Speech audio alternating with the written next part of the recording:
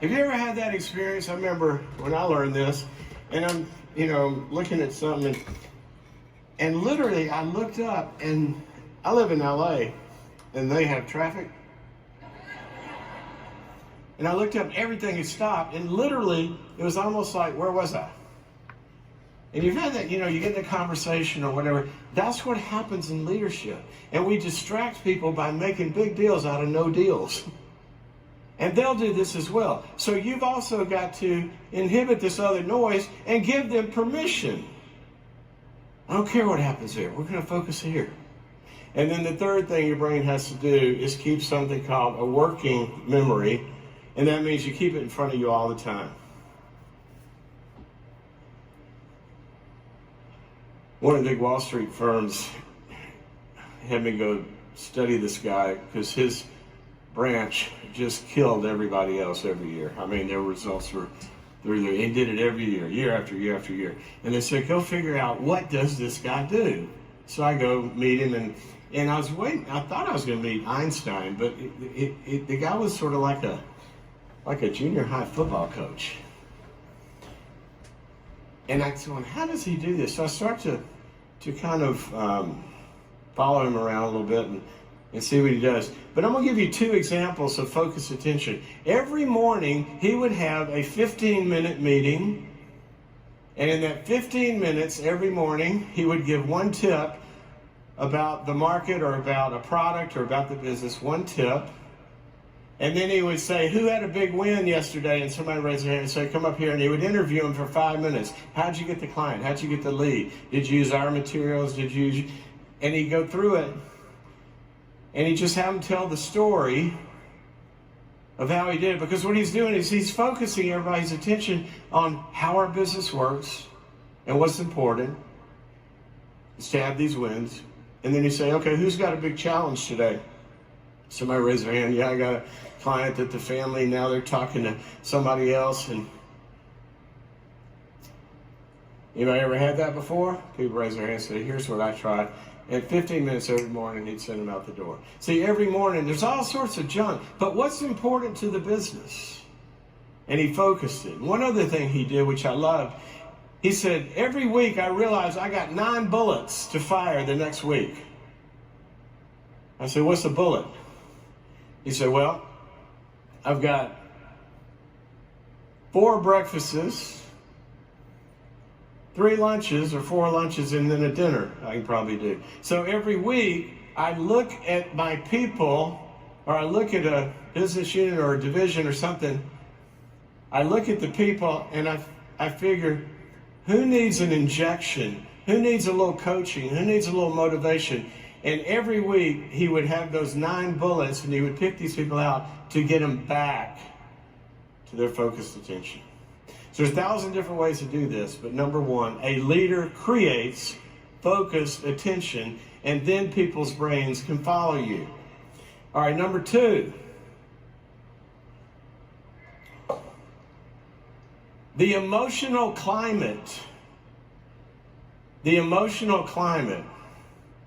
Now, what does this mean? Well, it basically means, All right, how many of you just noticed you kind of lost it there for a second, right? What happened? I just scared you. Some of you. I did this one day. I asked for a volunteer because sometimes I'll pull somebody up and say, okay, and I'll be talking to them, I go, and the person just kind of freaks, and then I put my arm around them and say, it's okay, it's okay. And I ask them, to give me their phone number right after I scare them, and they can't do it. Their brain's not working, and then they calm down. One day I asked for a volunteer, and this guy comes up, and I go, ah! He looks at me like,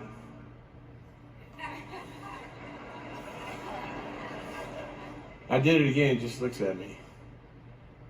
I said, you're a SEAL, aren't you? He was. Know your volunteers.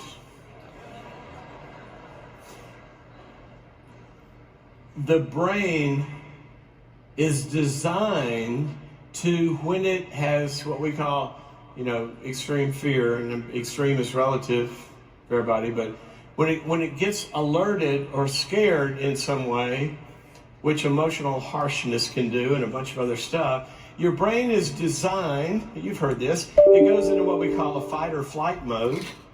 And when it's somebody's like creating toxic emotional climate, the brain begins to it starts to just, shoot off all of these chemicals that make the fight or flight brain wake up, which is fine, because you need to react. If a train's coming your way and you hear, wah, you don't want to be sitting there thinking, you want to react, right? You don't want to go, well, how fast is it traveling? Who made the train?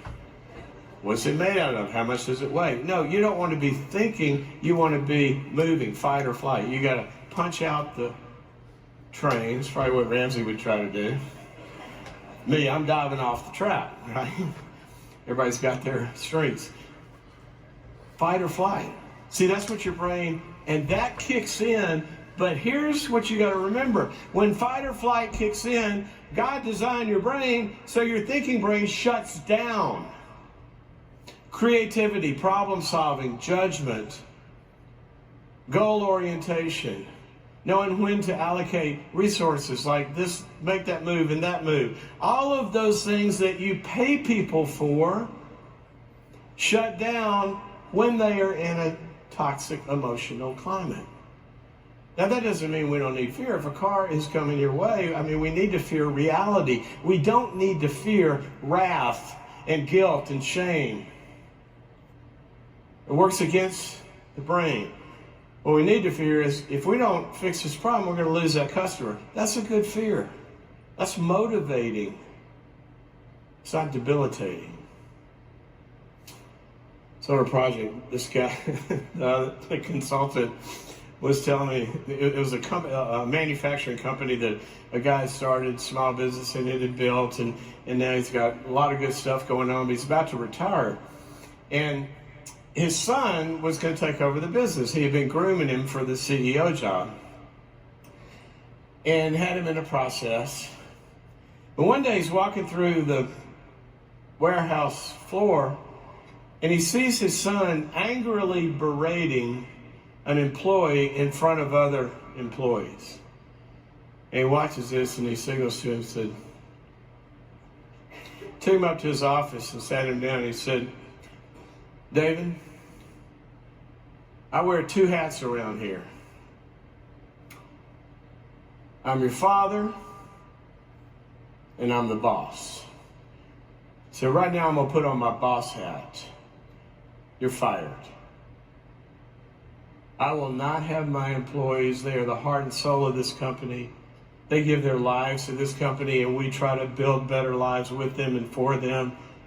And I will not have them treated this way. I've built a culture here for over 30 years, and I will not let you destroy it. And we have tried, and we have talked to you. I've had HR. I've offered you coaching, got everything, and you don't think you have a problem. Well, you got a problem. I'm not going to allow that to happen. So you're fired. And David, here, let me put on my father hat. Son, I heard you just lost your job. Man, that's got to be tough. Anything I can do? When I heard that story, I remember thinking, there is so much right with that. I don't even know where to start. What would be interesting is what, family dinner was going to be like when the codependent mom found out about this. But what I meant by so much right is here was a leader that knew that people don't perform without positive emotional climates. And you have to guard that. You're a steward of that. The better they feel, the better they perform. And I don't mean feel good like they get to, never work. Not only are the best children, do the best children come from homes with high warmth and high expectations, both of those, but so do the best performers. But we can't have one without the other. because the warmth, and when somebody realizes that they're cared about and it feels good to be there and they're not getting killed for every mistake, their brains run on a different set of chemicals. They're goal-oriented and they're thinking, and they do all the stuff that makes their brains work. And when they have the cortisol and the adrenaline and all that stuff from the fight or flight brain, it is just like putting sewage water in your gas tank. The brain stops working. And people are afraid. And when they're afraid, you can't solve problems, nor do you innovate. Read an article, I think it was last year in the Wall Street Journal, and it told a story I wasn't aware of, but it went like this. And these numbers are sort of right. I think they're right. If I get it wrong, you can look it up. But in, what was the year? 1996, there was about one plane crash commercially in the United States per few million, takeoffs. I think was the number. In that year, somewhere between 300 and 400 people died. And they decided, even that's way better than, decades previous, this is not good. We shouldn't have one person dying. We need a better goal. So here's what they did. They pulled in the FAA, the equipment manufacturers like Boeing and all them, the pilots' unions, the mechanics' unions, and the airlines. And they put them around a table and they said, let's make a pact. And here's the pact. Each one of us will bring every mistake that we find that we've made, and we're going to bring it to the group. And we're going to confess it. We're going to tell each other about our mistakes so we can help. And here's the rules. Nobody's going to jail. Nobody's going to lose their job. Nobody's going to get demoted. We just want to solve problems, and we got to make it safe to do that. You hear the big term, psychological safety. So they did this. And then stuff like this begins to happen. The pilots union comes in and says, well, we had a pilot and he reported this. He had a near miss. No, I'm not talking about your dating life. I'm talking about airplanes. Did y'all get that? We had a near miss, and he came. He got him to come in and explain it. And they said, what happened? He said, well, I was adjusting this, and I focused attention. I wasn't seeing, this instrument. I was looking down here. And then the manufacturer of the airplane goes, well, we can move that switch up here where it won't take away from your vision. See, they start to solve problems and they make things better because they can talk about them. So they started that. Here's the latest stats that were reported when this was written. In the next 12 years, 8 billion passengers without one fatality. 8 billion. And now there's one fatality for every 120 million departures in the United States, commercial air travel. I don't know if you notice this or not, but humans don't get it right sometimes. Turn to the person you came with and work with, look them in the eye and say, I told you. We don't get it right sometimes. And even when we're getting it right, you may be making the best icebox in the world, according to Dave. You need something better. So not only do we need to fix problems, but we need to figure out better ways. And if we're not safe to talk about where we missed it, or our failures, or where we made the mistake, we're not going to find it. Talk about complexity and solving problems.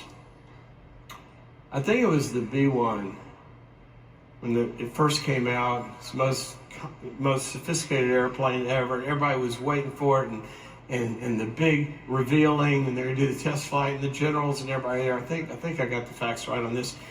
and it takes off, and I think it got to 500 feet and it crashed. So they start examining what happens to the best airplane that's ever been made, and they found out there was nothing wrong with the plane. The problem was the cockpit was so complex that the pilots had too much to focus on, and they couldn't fly the plane. They lost their focused attention. So that's where the pilot's checklist came from. What they started doing was, before they take off, you've seen pilots do this. Did we put gas in the plane? Check. Is it Tuesday? Check. See, all these little things that they think are so simple, what they did is they got those out of the attention brain and down where they can just forget about it because we took care of that. Now we can focus. So what happened when that pilot's checklist came? And what is his name? He wrote a book called The Checklist Manifesto. Anybody know that book? You read that? What is it? Amal Atum? Two. Look it up. Great book. But he's a surgeon, and what he did was he took the checklist to attack infection rates in operating rooms, because that's where the big danger is. How can we lower infection rates around the world? And they started to apply that. And it was drastic when they started using the checklist. Did we put the antibiotic in at the right time? Did we have this level done? Did we have this level? Did the instruments get scrubbed in the right order? And they just checked that. And infection rates just almost disappear in the hospitals that were doing this. Except for the hospitals that didn't. Back to emotional climate. Guess where it didn't work? Where the surgeon was too arrogant and said, I don't need something like that, and would bark at people,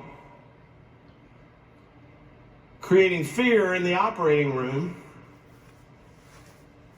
and they couldn't get the surgeon to humble himself or herself and change the emotional climate. So that's what the second thing, after focused attention, what kind of climate is getting created? What kind of climate is getting created? All right, number 3. How many of you, the person you came with, well, I'll just give you an opportunity to go ahead and, a lot of people aren't honest with people until they get in the shrink's office, right? So I want you to turn to that person on your team or your partner or whoever it is that you came with and tell them what you've always wanted to say to them. Just look them in the eyes. And here's what I want you to tell them. Look them in the eye and say, you are a control freak. Go ahead and tell them. They've been driving you crazy anyway. Go ahead and tell them. All right. Now let me tell you why I know that. I know that to be true. You really don't have to remember this stuff. It's still up here.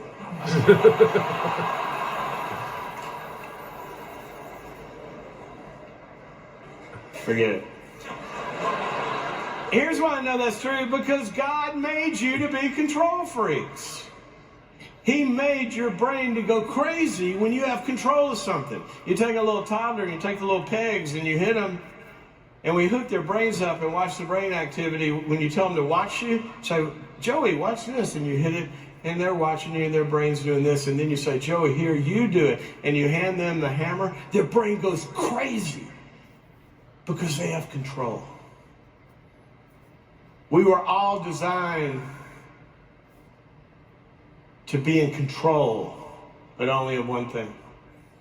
It's like the Bible calls it, the fruit of our growth. We gain self-control. Man, that's good. And see, a lot of times people are out of control of themselves and how they feel and all this, so they're trying to control other people to make themselves feel better. That's out of control. When we're in control of ourselves, then we can do things that actually help. But not only do they help, that's the only way we can perform.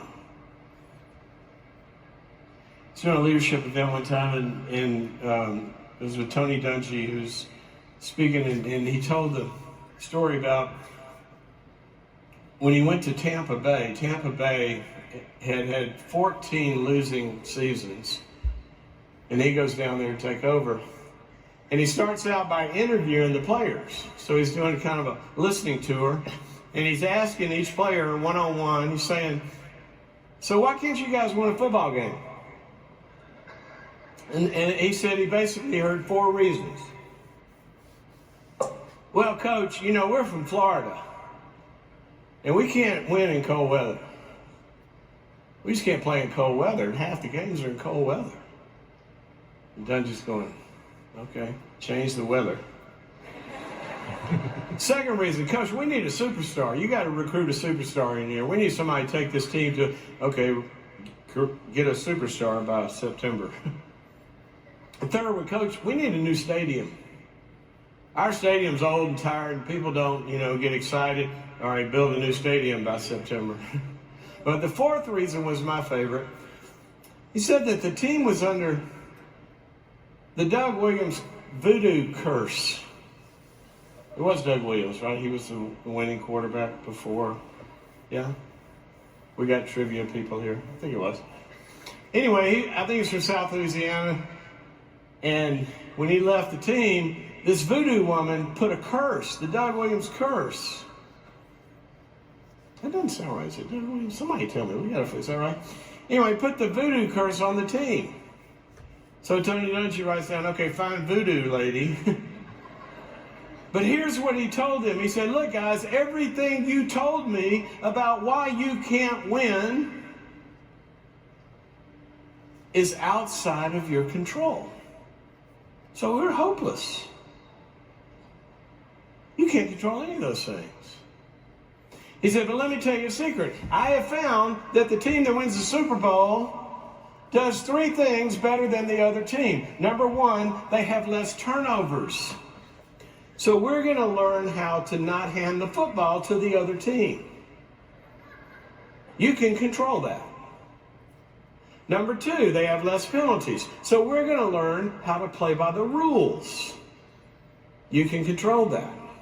And number 3, they have the best special teams performance. So we're going to work on punts and kickoff returns.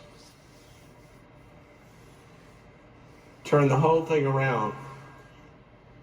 Kept doing that same philosophy all the way to Indianapolis, where you know the story. But see, here's what happens. Leaders do not help people sometimes find what they have control of that's going to move the needle. Man.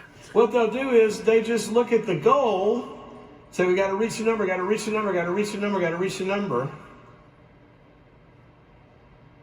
But they never have broken it down to the actual activities that that person has control of that are going to move the needle. That's leadership. Everybody, when they come to work every morning, I was with the team last week, went around the table.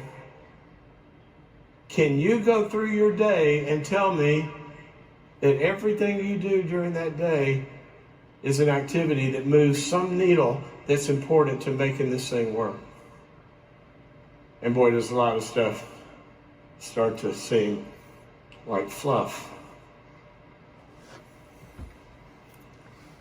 I was on an airplane, particular airline that was going through stuff.